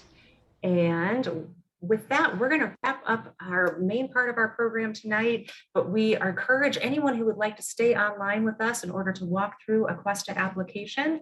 We will be able to walk you through, demonstrate what that looks like on the website, how you apply, answer any questions. We're also going to be sure to follow up tonight by sending out the resources and links and contacts and all the great information that's been shared in the chat. I also want to make sure that everyone knows that you all win something. We have, Sarah alluded to this, we put together goodie bags and information packets for every student who's participating tonight. So if you're with one of our community organizations at Unity Performing Arts, City Life Center, Boys and Girls Club, or Big Brothers Big Sisters, we've got those bags delivered already to them and you'll be able to pick them up there. For any of our other students who are participating tonight, we have bags available for you at the main library, again in teen services. So we'll make those available. You can pick them up anytime during normal library hours. And it's full of a lot of the resources we talked about, but also some great prizes and giveaways and some fun stuff to enjoy. So thank you again to all of our panelists, to our sponsors, to our students and families. We know this is a little different format. We had hoped to be in person, but we're so glad that you joined us tonight because it's a great way to get connected. And like I said in the beginning, I hope what you got out of this is to see how many people in our community, how many resources in our community are here for you. We believe in your success and we can't wait to see the amazing things you accomplish. So for everyone who'd like to stay online, I welcome you to hang out for a couple minutes. Everybody else, have a great evening and we look forward to connecting with you. Thank you, everyone.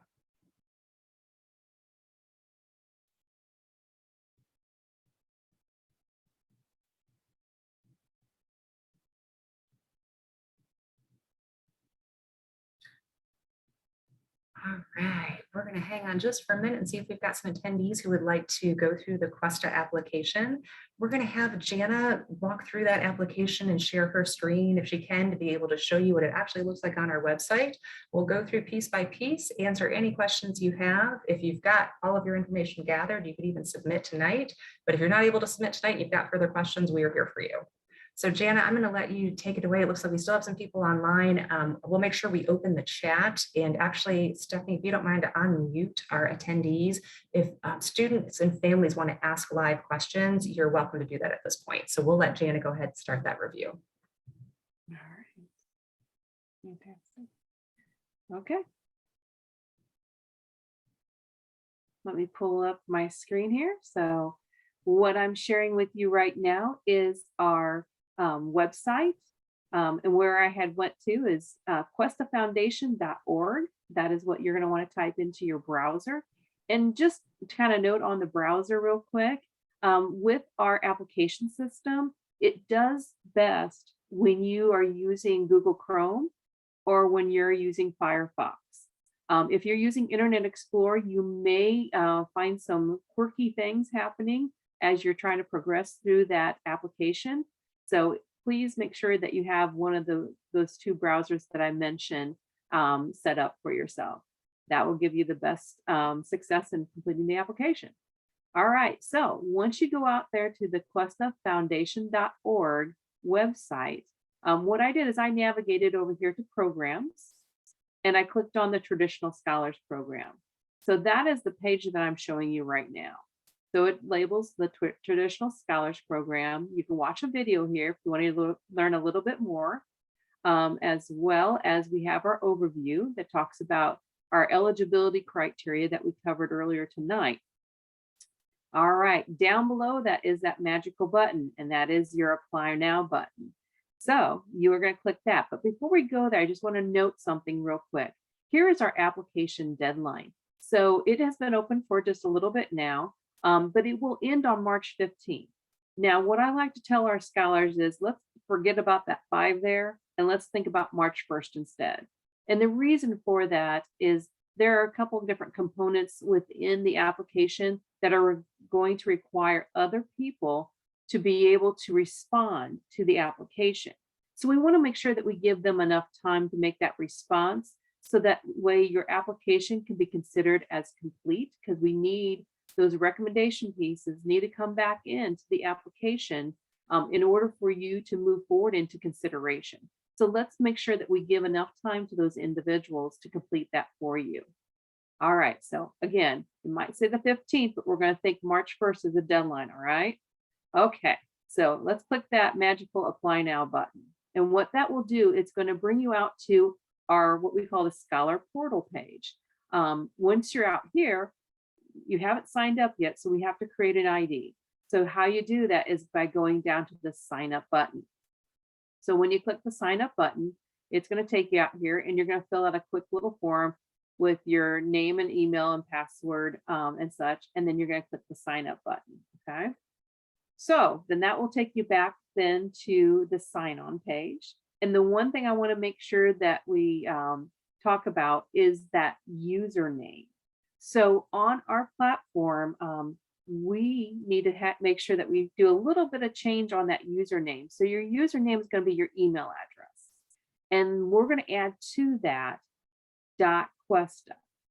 So if I was signing in with my business email, it'd be jgrotehouse@questafoundation.com or .org, excuse me, .questa. So I have to add that on to the end.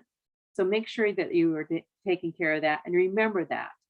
The other thing too, when I mentioned remember, is that you will be using this username and password anytime that you want to come out here to the site. So not only will you use it for the application process, but hopefully you will also become one of our scholars, and you'll use it again as we're communicating with you throughout the course of your degree completion. Because one of the things we like to do is we like to follow you and make sure that we know what classes you're taking and what grades you've received throughout the course of your degree. So you'll be coming back to the site very frequently. All right, so once you've signed on, then you're going to come to the main application page. Across the top, you're going to have some navigational tabs that you can use, or you can actually scroll down and we have tiles down here is like what we like to call them. So as a new applicant, you're going to click that Start a New Application. When you come up to that site, it's going to list off quite a few programs that we're offering, as well as scholarship opportunities. Most of our programs out here are noting, a brief recap of what type of program we're talking about, as well as the application deadline dates for that. For tonight, since you are hopefully high school seniors and possibly going into that first year of college, we're going to be looking at that traditional program. So we're going to stay on the program side. We're going to look at that traditional program. And so we just click on that tile. It's going to ask you, do you want to apply for the traditional program? So we always have to do a little confirmation page, and we're going to click yes to that as well. It's going to take a minute to load. And as you can see, I've been out here a couple of times before, so my information is already filled out on this page. So on the profile information page, we're just asking for, your contact information, as well as your high school, when you graduated. And then below that, we have your college information. And you have, drop down buttons that you can use to pick whatever colleges that you're looking for. And that's something to kind of note too. A lot of times when people are applying to our application, they might ask, well, I'm pretty sure that I'm going to be attending this particular college, but that might change. And that is okay. We do have that happen occasionally, that will happen. However, at the time that you're filling out the application, we would ask for you to pick that college that you feel like, if I had to start college tomorrow, I would more likely go here. Then let's go ahead and use that one. Below that, we have the college student ID. That is an optional field. We mainly want that if someone is already in college and taking classes, then they'll fill that field out there. The annual cost of attendance. So you're going to pull that information from one of two places. The first place that you could go to would be that college website. So if you were going to Indiana Wesleyan University, you would go out to the website and type in Indiana Wesleyan University cost of attendance. And they're going to list there on this site exactly how much it's going to cost you to go there for 1 year. That is what we're asking here in that box. The other source where you could find that information is if you have already applied and been accepted and completed your FAFSA, then they will send you a financial aid award letter. And on there, maybe depending upon your particular program, they might have a different cost of attendance listed. You may use that there. All right. It's going to ask you what area of concentration. So we're talking about your degree now. So where are you thinking you're going to go? And again, you have a drop down so you can kind of find your best pick there. And if you need to, you can guess. That's okay. And then as you can see, I was having a little fun and I put my major was tinkering at that time, as well as what your enrollment is planning to be. We are hoping for a student that's going to be enrolled at least full time, which is 12 credit hours. And that's for a semester. So in theory, if you have at least 12, hopefully you're doing 15 because 15 will get you done a little bit quicker. And if you're a 21st century scholar, it is highly recommended that you have 15 credit hours every semester in order to remain eligible for funding. So 15 is always a good number. So we want to see that. And then you can also pick, are you going to go for a bachelor, certificate, or associate? Those would be the ones that you would be looking at as you're completing the traditional program. Expected graduation date. That might be a little bit of a guess for you as well. Most generally, if you're going for a bachelor degree, you're probably looking at about 4 years. And you might put, middle of May of, let's see, this would be to what, 2026, right? Oh my. And then when you're entering college. So if you're going to be entering in the fall, you'd put 2022. Below that, we have credit hours completed. Again, that's probably going to fall on someone that might already have been in college for a year. Then they would be completing that information, as well as being able to fill out your college status. And you have freshman, sophomore. That would be what you're going to be doing going into fall. So seniors in high school, you're going to pick that you're going to be a freshman or / first year in the fall 2022. If you are a college freshman in the fall 22, you're more likely going into your sophomore year. So you click that one as your choice. Down at the bottom, you're going to click save. And you're not quite done yet. One thing I did want to mention is off to the side here, we do have an application process. So it walks you through with complete the profile information tab, which is what we were just walking through. Clicking that save button and then going to the application tab. So we're going to click on that next door to the profile and bring that up. All right, so here we ask for a little bit more information from you. If you're in high school or college, we're going to ask you to give us what your GPA is. as well as if you're currently enrolled. And we do have these help buttons here. So make sure you use those because they'll give you additional guidance on what we're asking for in those questions. But that's asking you whether you're currently enrolled in college. Again, this is going to be looking for that freshman in college to answer that. A couple other things that we're wanting to know just to help guide us on maybe some funding areas for you is, are you interested in working in manufacturing after you complete your degree? If this is a field that you think you're going to be going into, definitely go ahead and you would fill that out and you would probably say yes. So make sure you pick that. Application status, that's asking about your application with the school that you gave us on that first page. Have you been accepted at this point? Have you maybe applied, but you haven't heard back whether or not you've been accepted? Then you would have to go ahead and do the not accepted. Or if you haven't quite got there yet, you would hit the have not applied. We are really hopeful that if you're going to be filling out the traditional application, that you have already applied and either you've been accepted or maybe you're waiting for that acceptance to come through. All right, here's another one that we like to have you fill out, and you're going to see there's Big Brothers, Big Sisters, Boys and Girls Club, City Life Center. I know a few of you are on here tonight. So if you're one of these members of a community organization, please go ahead and list that there. We'd like to make sure we highlight you as we're going through our applications.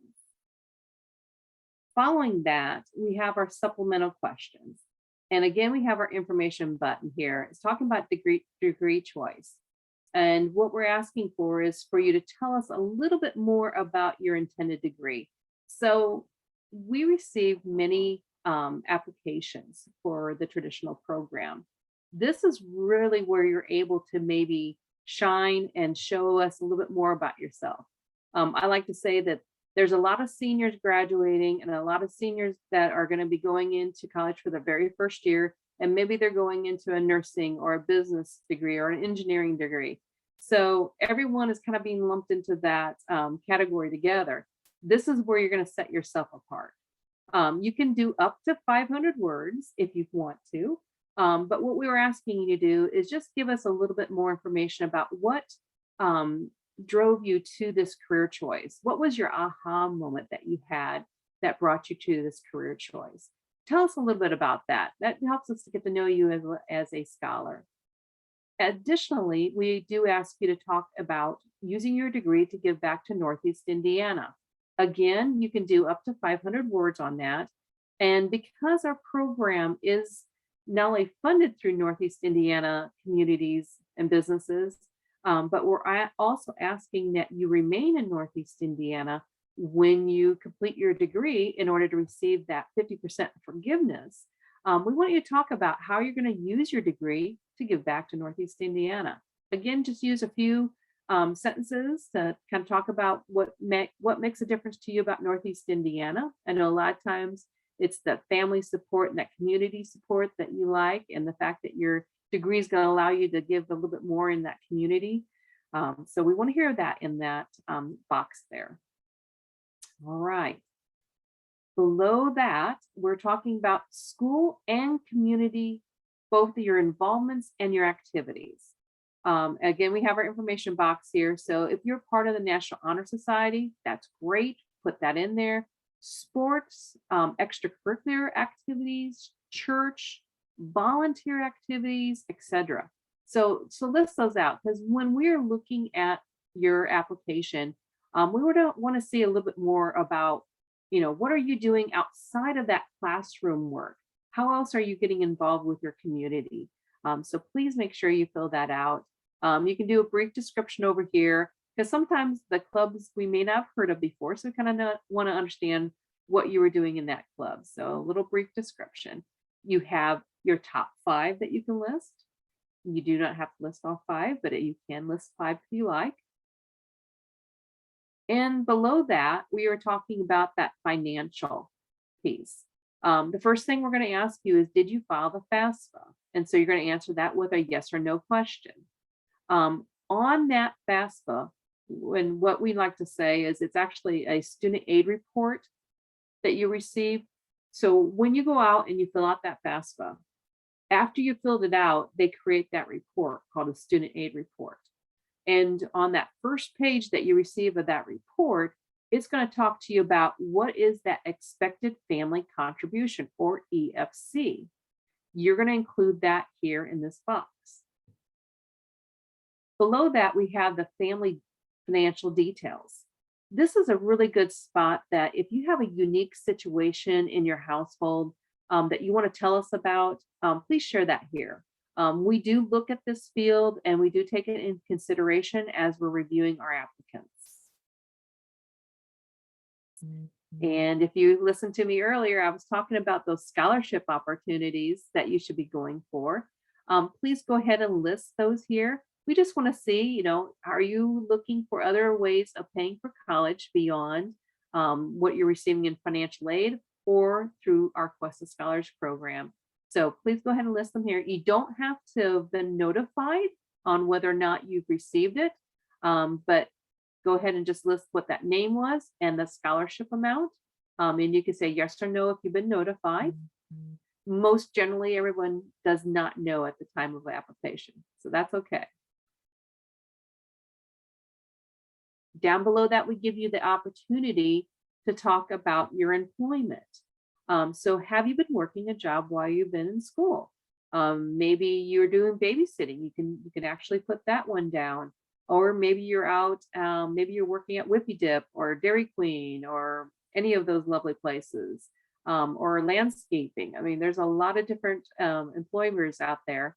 Feel free to go ahead and put their name, give us a brief description of what you were responsible for doing in that role, a start date and an end date. And as you can see, we have, you can list your top two. So I probably put your recent two employment opportunities that you've had. Okay, we're almost there. Hang with me. All right, below that, we have the recommendation piece. And on the recommendation piece, we are asking for a name and an email address. Again, we're going to use the information button. And it's going to tell you what we would like to see would be a name or email address for an employer, a supervisor, a teacher, a professor, a coach, a mentor, a pastor, or other professional. Please do not include family members. They would give you wonderful recommendations, I'm sure, but what we're looking for is someone who has worked with you outside of your house. Again, it can be your teacher, or it could be a mentor, or it could be a coach. So please go ahead and secure their name. Make sure you talk to them and let them know that you would like to use them as a recommendation and get their permission, and then put their email in here. So you're going to need two of those. When you put the name and the email in here, once we submit, their email recommendations will go directly to them in their inbox, and it will actually come from your email address. So have them look for that. I do want to warn you that when it goes to a school email address, we have had a little bit of issues with the firewall at that school, causing a little bit of an issue and not allowing the email to pass through correctly. So how you can help that out with is obtaining the email address that the individual prefers that you use, but then you're going to want to check back in on this application to find out whether or not they received it, and stay in good communication with them as well, and seeing if they received it and they were able to fill it out for you. If they do not receive that email, you can go ahead and send an email off to info@questafoundation.org and say, hey, I use XYZ as my email for my recommendation. Could you please change it maybe to a Gmail, Yahoo, Hotmail, a personal email account?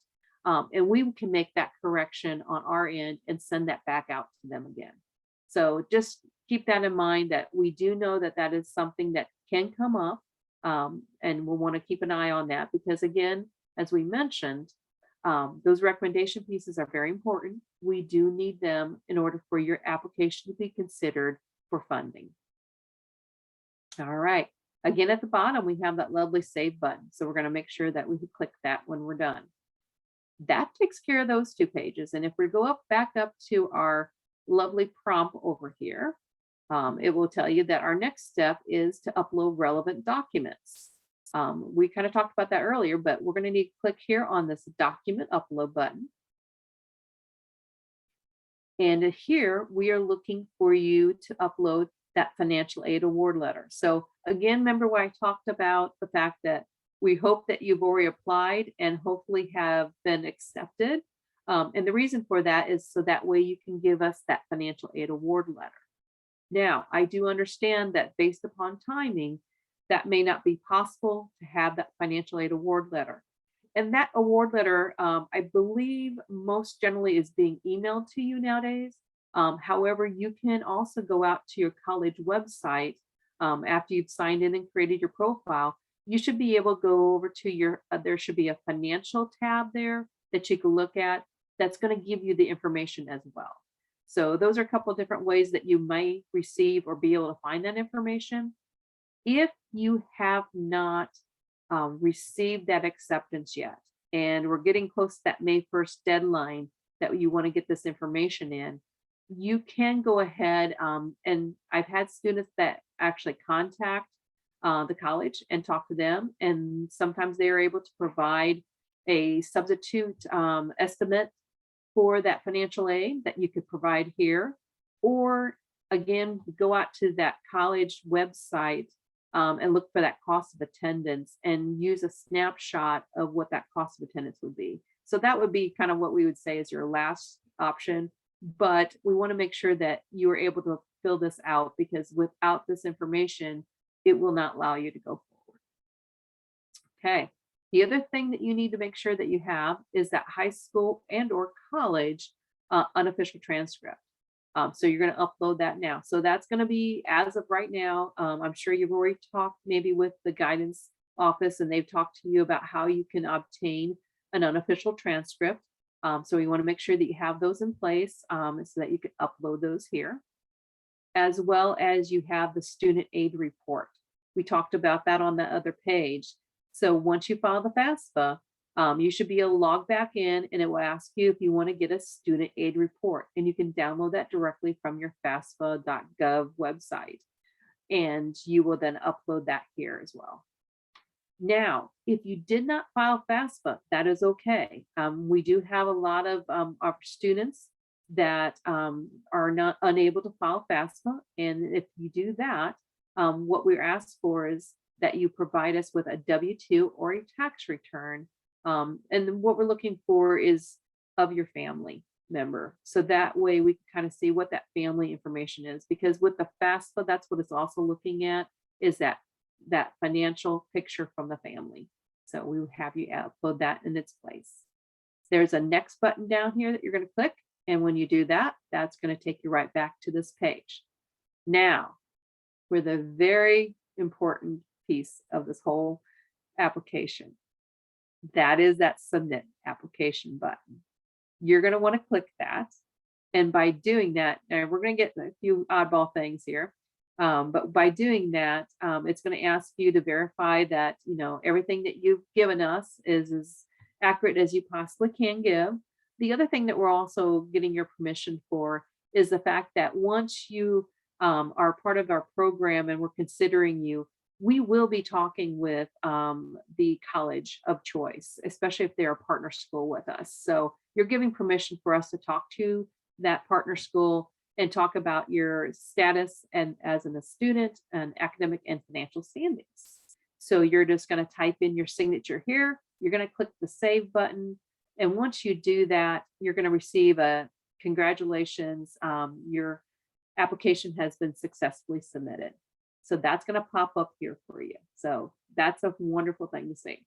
All right. So that's if you're able to sit down and be able to complete the entire application in one setting, that is how you would go through it. You do have the opportunity to log back in at any time if you need to start and stop a few times. And I know a lot of students may do that as well, and that's perfectly acceptable. But I do want to note something. If you need to start an application and you cannot finish it up in one setting, When you come back in, instead of hitting start a new application, you don't need to do that because you already have this and we've hit save. So your application has been saved. You can go to the tab that says My Applications. And don't forget, when you're signing back in, your username is your email plus .questa at the end. And by doing that, you're not going to have as many as what I have here because I've been doing a lot of testing to make sure everything is flowing well for everyone. But you're going to come back out here and it's going to say, you know, your top one's probably going to only have one, which is great. But you would click on that application link there. It'll bring you right back into the application that you had started. Okay. All right. So that is the application process. I know I kind of probably went through a little quicker, but I wanted to stay with our time schedule tonight. Hopefully you were able to get started. And if you have any questions whatsoever as you are completing, feel free to reach out to the Questa team. We are more than happy to walk you through this process. I know as a first time filling it out, you might be thinking, oh, that's a lot of information, but honestly, it can go pretty smoothly for you, especially if you have those documents ready to go as you sit down and prepare it. So any questions for me?